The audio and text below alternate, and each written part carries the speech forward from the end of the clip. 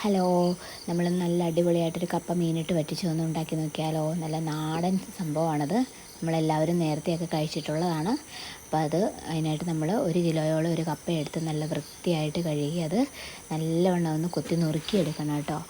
അതിന് ശേഷം അത് നല്ലവണ്ണം കഴുകി ആവശ്യത്തിന് കപ്പ മൂടത്തക്ക രീതിയിൽ, കപ്പ നികക്കേന്ന് പറയത്തക്ക രീതിയിൽ വെള്ളം ഒഴിച്ച് ഉപ്പും മഞ്ഞൾപ്പൊടിയും ആവശ്യം 2 സ്പൂണോളം മുളക് പൊടി, മല്ലിപ്പൊടി, പിന്നെ അതുപോലെ തന്നെ ഇഞ്ചി, വെളുത്തുള്ളി, നമ്മുടെ ചുവന്നുള്ളി, പച്ചമുളക് ഇവയൊക്കെ ഒന്ന് ചതച്ചതും കൂടെ ഇട്ട് നല്ലവണ്ണം ഈ കപ്പയൊന്ന് നമ്മളൊന്ന് വേവിക്കണം. അപ്പോൾ ആ സമയത്തേക്ക് നമ്മൾ അത്യാവശ്യം ഒരു നെല്ലിക്ക വലുപ്പത്തിലുള്ള കുറച്ച് പുളി എടുത്ത് വെള്ളത്തിലിട്ട് കുതിരാനായിട്ട് വെച്ചേക്കണം. ഇപ്പോൾ കണ്ടോ, കപ്പ അത്യാവശ്യം റെഡി ആയിട്ടുണ്ട്.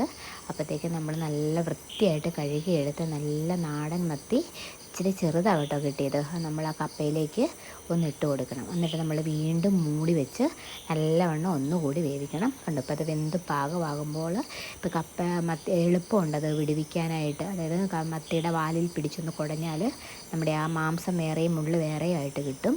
അതിലേക്ക് നമ്മൾ ആ നേരത്തെ എടുത്ത് വെച്ചിരിക്കുന്ന ആ വാളംപുളിയില്ലേ, അത് ആവശ്യത്തിന് അങ്ങോട്ട് ഒഴിച്ച് കൊടുക്കണം. പിന്നീട് നല്ലവണ്ണം ഇളക്കി കറിവേപ്പിലയൊക്കെ ഇട്ട് അത്യാവശ്യം നല്ലവണ്ണം ഇത്തിരി കുരുമുളക് പൊടിയും ഒക്കെ ഇട്ടതിന് ശേഷം കുറച്ച് പച്ച വെളിച്ചെണ്ണയും കൂടെ ഒഴിച്ച് നല്ലവണ്ണം ഇളക്കി ഒന്ന് വിളമ്പുക.